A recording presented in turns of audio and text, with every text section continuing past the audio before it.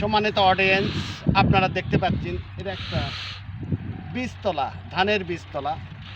এটা আমাদের গ্রামের জনাব আলহাজ হেলালুদ্দিন প্রামাণিকের বীজতলা।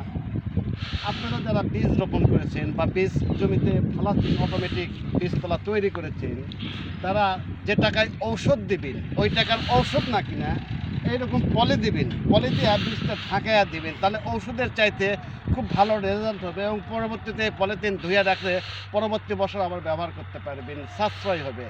এরপরেও বীজকে সুস্থ রাখার জন্য এই পলিথিনের বিকল্প অন্য কিছু নেই। এই বীজকে সুস্থ রাখতে হলে পলিথিনের বিকল্প কোনো কিছু নেই, তাই পলিথিন অবশ্যই দিতে হবে।